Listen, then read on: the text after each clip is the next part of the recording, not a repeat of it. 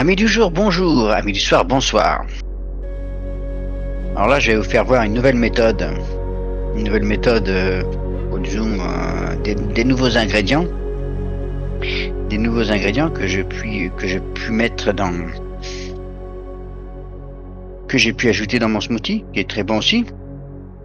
Alors bon, la première fois, je vous disais, pour un smoothie très simple, de l'eau, du citron, du céleri et du gingembre.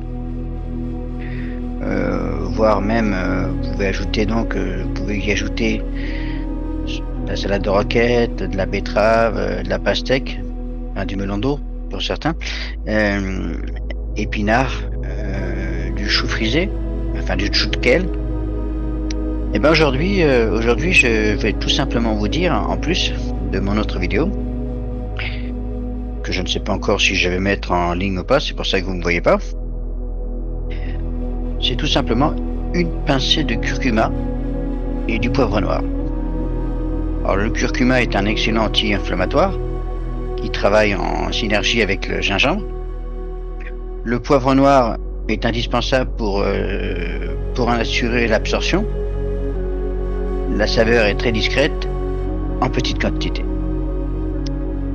Alors pour certains, je vous avais dit aussi d'y ajouter du clou de girofle, de l'ananas. Ben cette fois-ci, je vous dirais, vous pouvez y ajouter de la farine de pois chiche, en petite quantité aussi, des graines de chia, et voire même 5 à 6 feuilles de menthe, que vous sentirez pas du tout, mais ça ajoute un petit peu de... Alors la préparation est toujours pareille, hein, vous placez les 25 centilitres d'eau au minimum dans le mixeur, et puis les ingrédients qui suivent. Alors donc, à noter, vous pouvez mixer séparément le gingembre pour mesurer à votre goût. Alors, moi j'ai pris une autre méthode aussi, à part de le laver et de mixer sans l'éplucher. Mais ce que je veux dire par là, c'est que maintenant tous les ingrédients, je les coupe vraiment petites lamelles pour pas user le blender. Alors la carotte, je la coupe tout en long, tout en longueur. Je la coupe 2, 3, 4 fois, tout dépendamment la grosseur de la carotte. Et à partir de là, je coupe des petites lamelles. Donc les petites lamelles en longueur, des petites lamelles. Et après, je le hache de façon que ce soit vraiment très fin. Et je fais pareil avec le céleri. Je fais pareil avec tous les ingrédients en fait. Alors donc vous pouvez mettre aussi seulement de l'eau, du citron, du gingembre, du céleri, comme je vous ai dit tout à l'heure, avec toutes les méthodes que je vous ai mis. Alors la petite vidéo bien sûr, elle est toujours indispensable.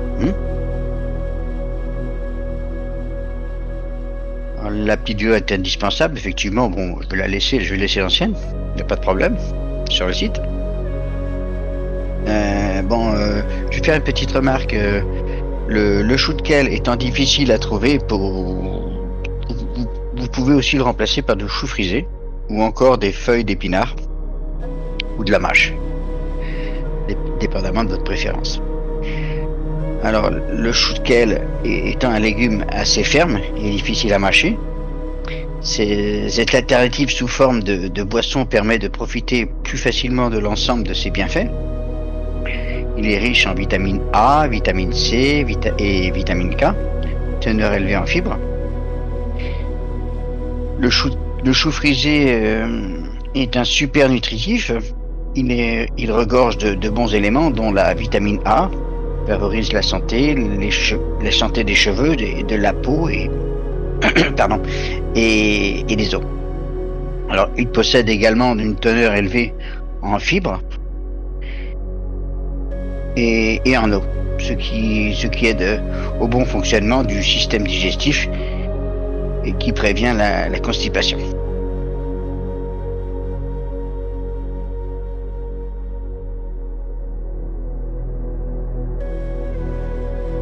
Et pour ce qui est du reste, le chou de kale, il est bon pour la santé.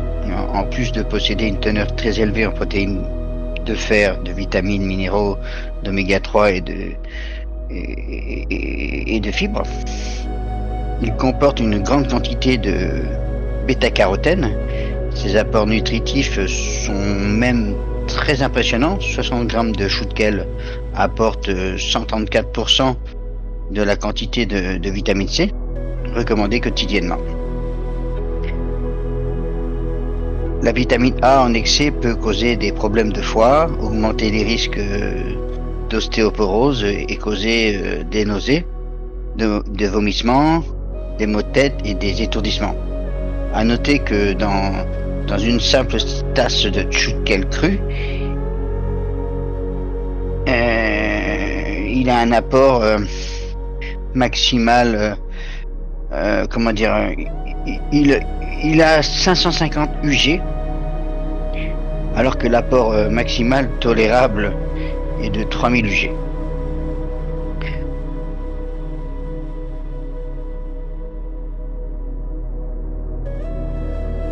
Alors donc, vous y ajoutez ce que vous voulez. Bon, moi personnellement, j'y ai ajouté, comme je vous ai dit ce matin, j'y ai ajouté